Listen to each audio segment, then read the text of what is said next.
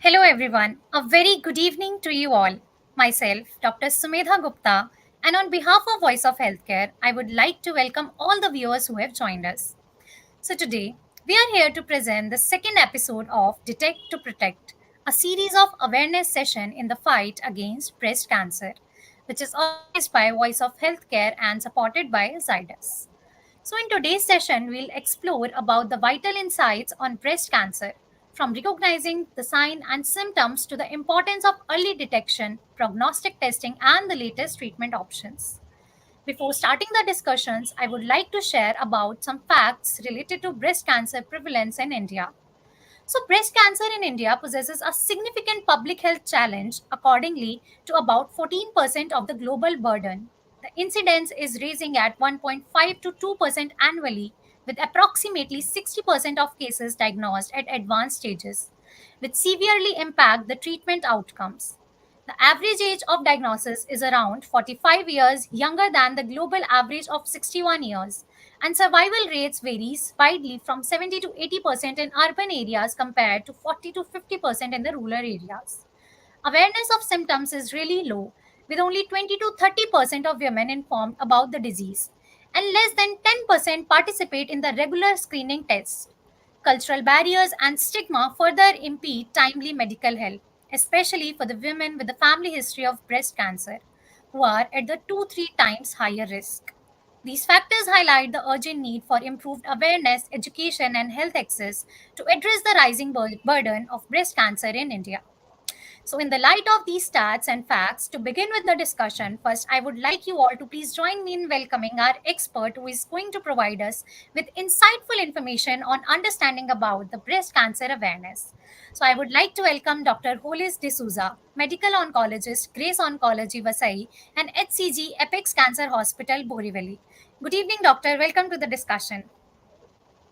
Good evening, ma'am. Thank you for the opportunity and thank you for having me here today. Welcome, Doctor. So let's delve into the discussion points. To begin the discussion first, I would like to know about your views on, what are the key signs and symptoms of breast cancer that everyone should be aware of, and what preventive measures can help reducing the risk? Ma'am, as you have rightly told, that breast cancer is becoming a health burden in India. So we need to tackle this disease from its roots. We have seen breast cancer's age change. You have mentioned that breast cancer is now getting more in younger patients in India. So that is becoming a reality in our practice also. So people awareness is more important. Cancer is a difficult diagnosis, it is a critical diagnosis, it is a scary diagnosis, but if it is detected early, if it is treated early, there is a definite improvement in quality of life. So awareness leads to action, action leads to better treatment and better outcome.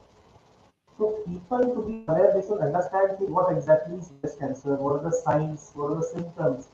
You have a lump, what do you do if you find something? So the first thing that I would like to tell all our viewers today is not to get scared. The commonest sign Yeah. of breast cancer is going to be a breast lump. The lump is usually painless, so just a paradigm that anything felt in the breast just get the attention of your doctor. The doctor need not be an oncologist right away. It could be a family physician, it could be a gynecologist, it could be a nursing staff that you are familiar with, it could be some relative that you are comfortable with. So don't neglect any breast lump. Don't say that breast lump is just a cyst or a breast lump is something that has been there but it is nothing to worry about. The commonest sign of breast cancer is going to be a breast lump. The second sign is going to be nipple discharge. Any nipple discharge, reddish nipple discharge is specifically important, but any nipple discharge, get it to attention of the healthcare worker. The other sign is change in the skin color of the breast. There is Yeah. redness, don't neglect that. There is some darkening, don't neglect that. The other unusual sign of breast cancer is going to be a lump in the armpit. If you understand the anatomy of the breast, part of the breast is in the armpit. A lot of people are not aware of it. They wash off a breast lump in the armpit as something, some infection. But no, anything in the armpit, get it to the attention. So these are the common signs. The symptoms are pain is what we feel that it could be painful, but a lot of times we are seeing that breast cancer is usually painless.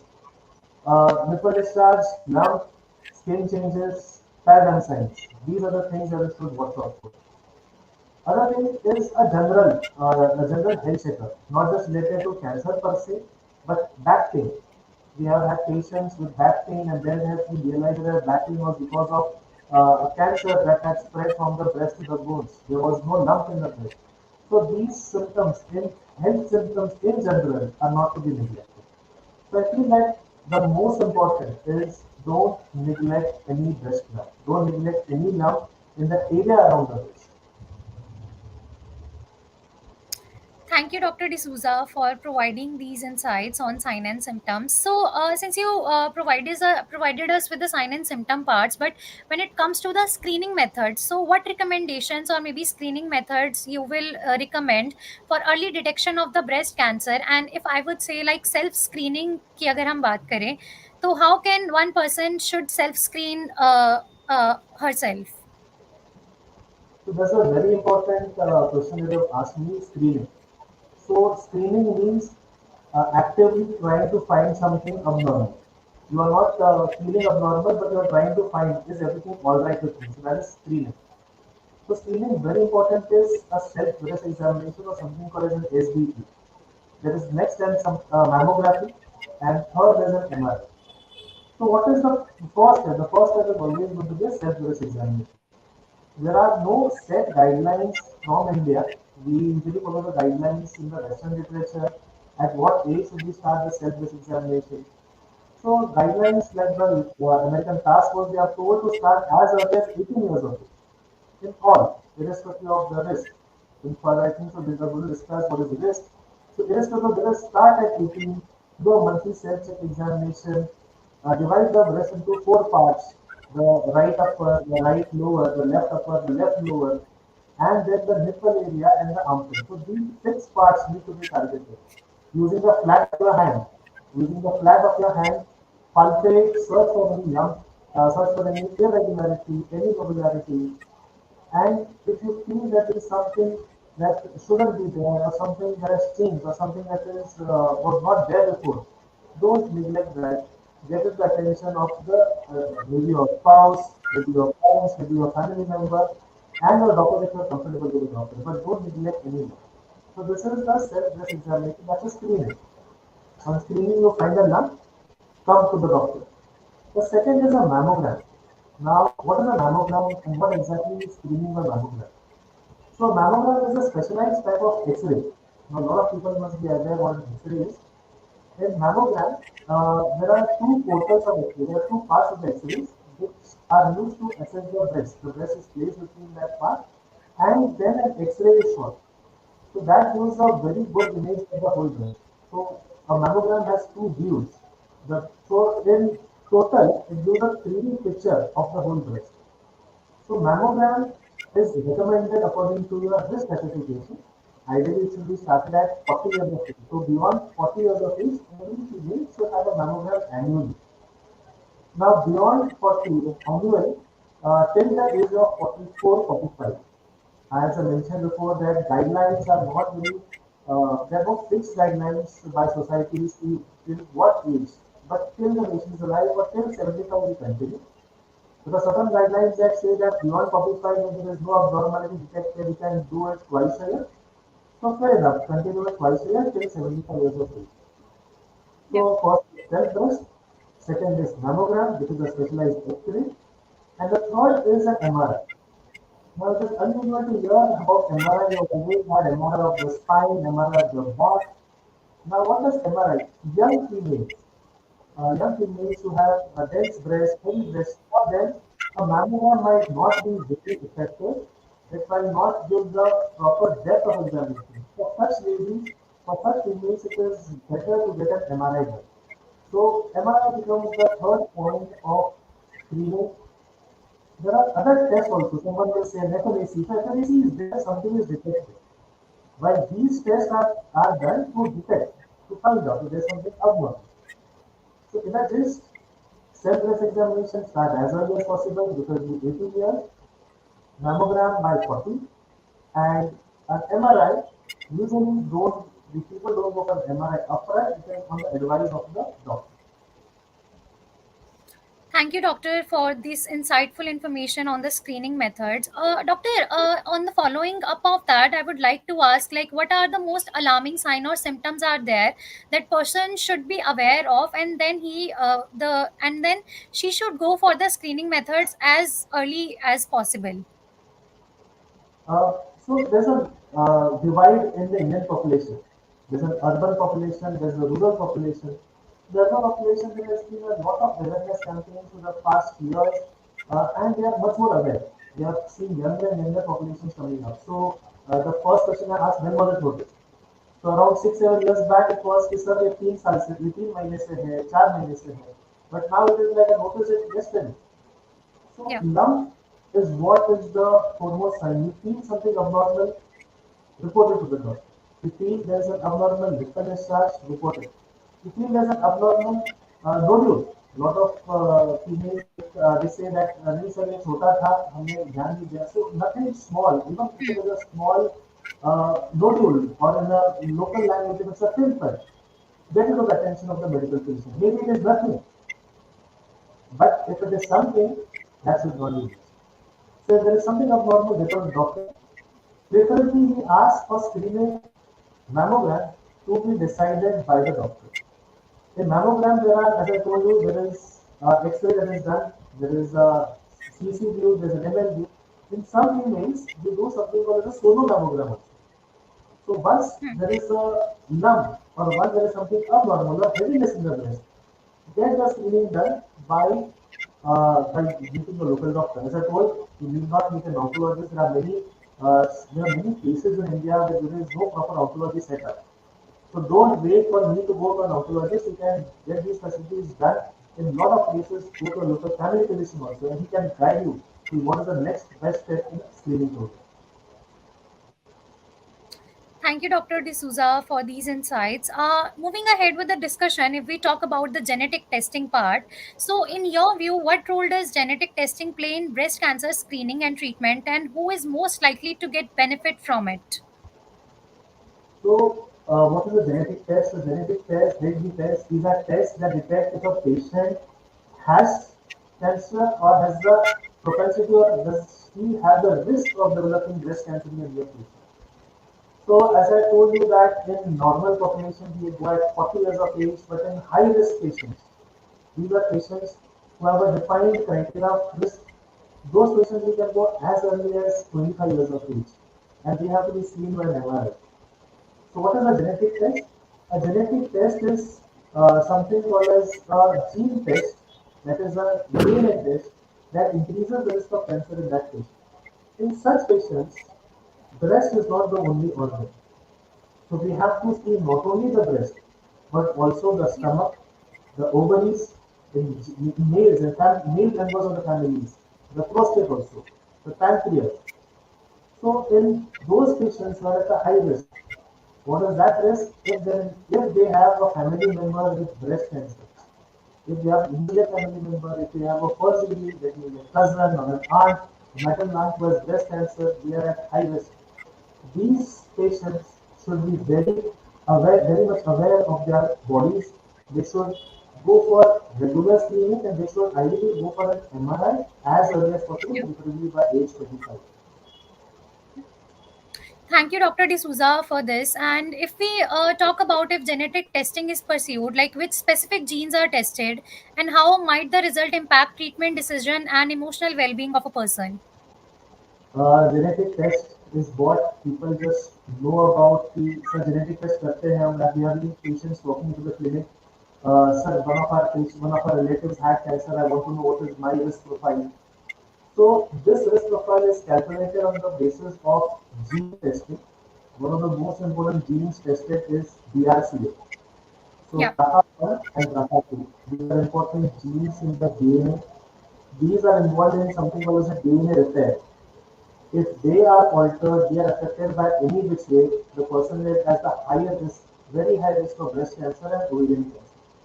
We have had important personalities movie stars who have had a BRCA positive disease, and they are quite at the forefront of propagating. If you are a BRCA positive, your family member is BRCA positive, get yourself tested.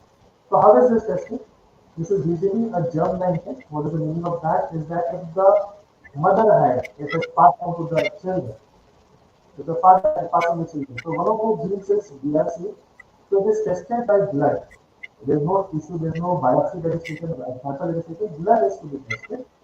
That blood is tested for BRCA, and there are other 11 to 12 genes which increase the risk or they affect that BRCA gene.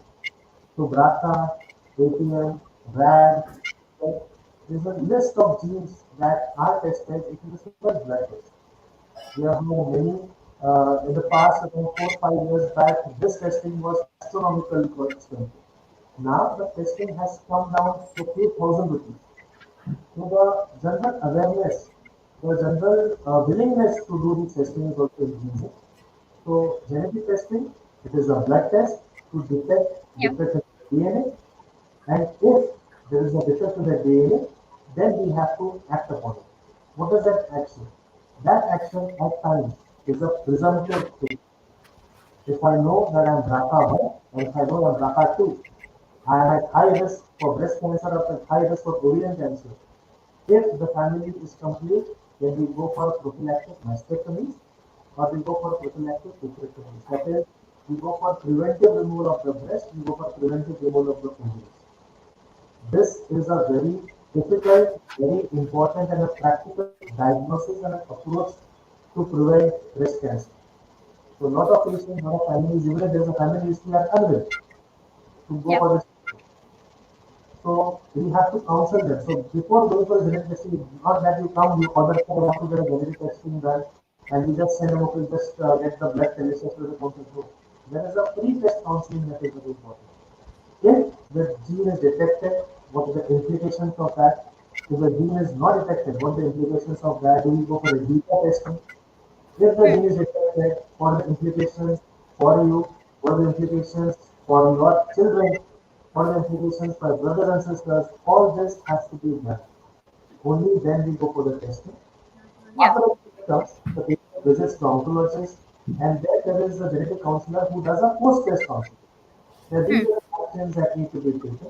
And if you're not taking these actions, this could be the we can only suggest, we cannot force it. So this is a Thank gist you. we talk about genetic testing. Yeah. So, if we talk about the risk assessment, Dr. D'Souza, so how is individuals' risk for developing breast cancer can be assessed, and what key factors should be considered in this evaluation? So we always ask this risk of cancer, risk of lung cancer, risk of breast cancer. Yeah. What are the risks? So there is a model called as the GAIN model for risk assessment. It is an international group of scientists, group of oncologists have gotten together and got the GAIN model. So this GAIN model has a lot of parameters, a lot of points that this patient's age is there, does the patient has a family history. There are multiple points that are assessed.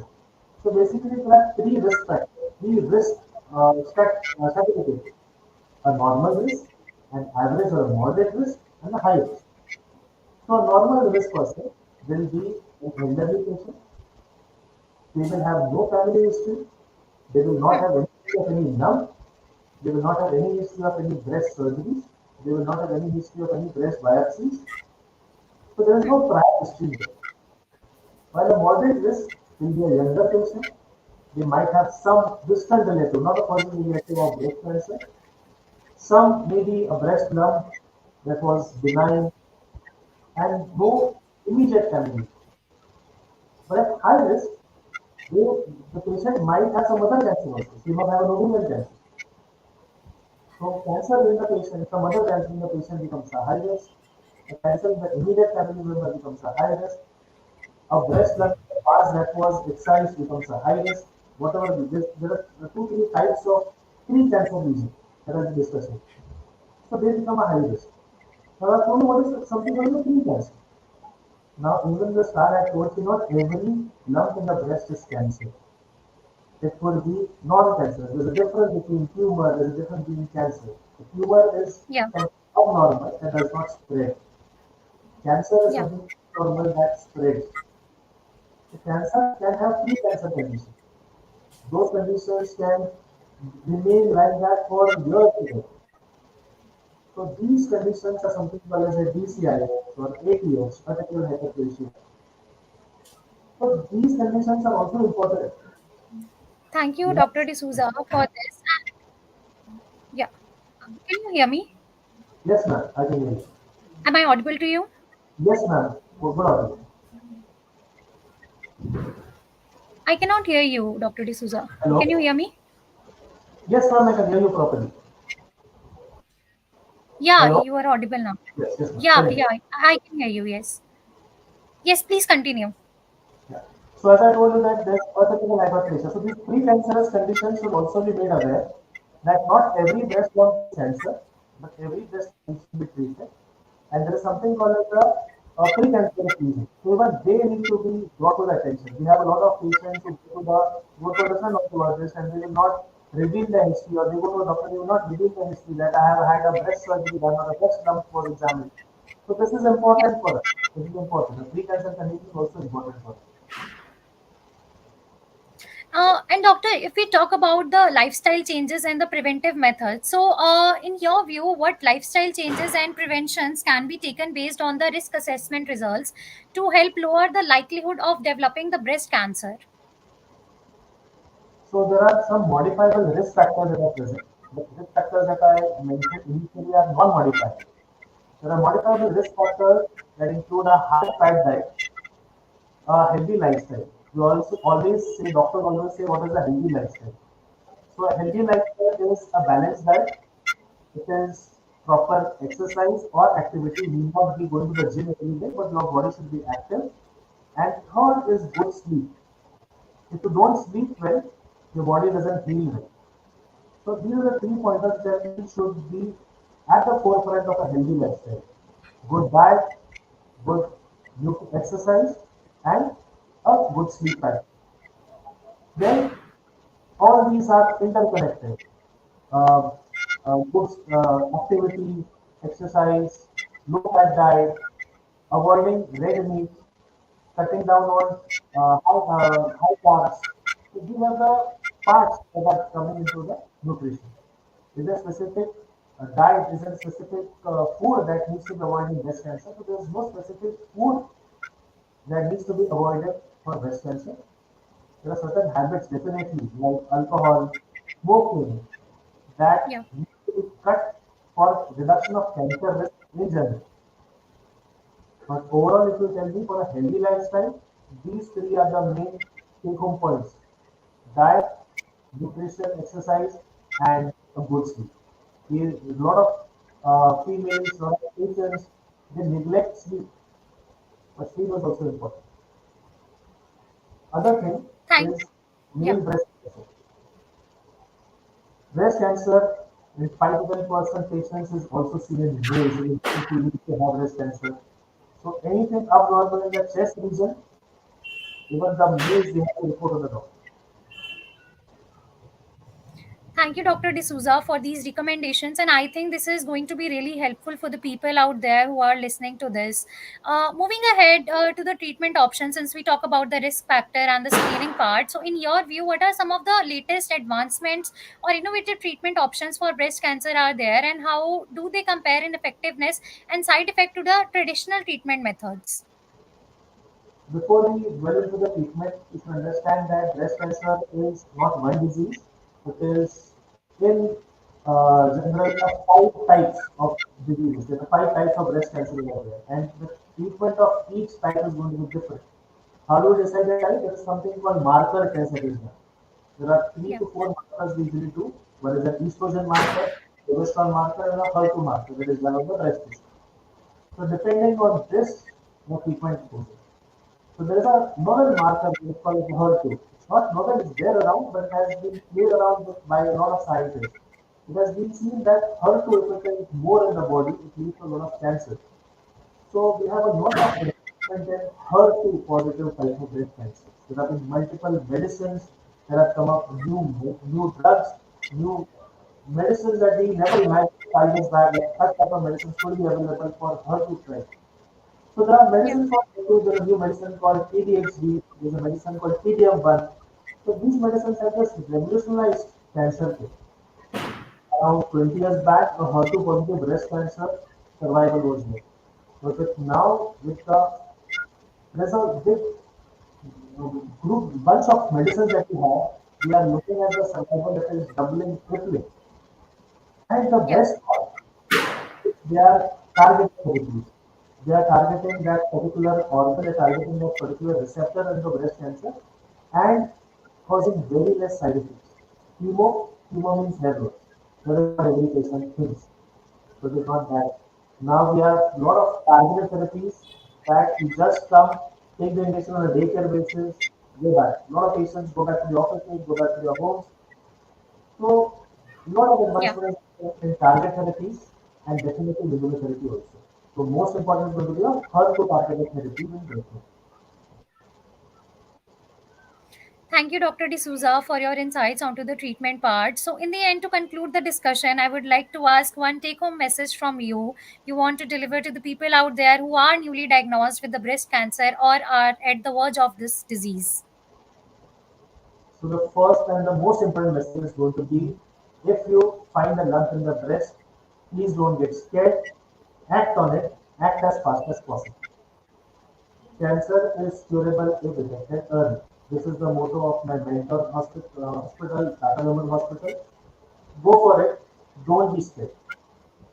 The second point I'm going to discuss is going to be lifestyle changes. There are certain things that are there in our hands. The three things that I told: exercise, diet, and sleep. The next message is going to be visit your doctor, visit your family physician, your general physician, your nurse or a family member. Don't be afraid. The repetition of the first point. Don't be afraid of this disease. And if detected, go for a proper treatment. That has been tried and tested. Don't go Yeah. for unnecessary treatment or unnecessary things that might not work. Disease is challenging. There are some short-term toxicities. There are some short-term challenges in this treatment, but there's definitely long-term survival with breast cancer.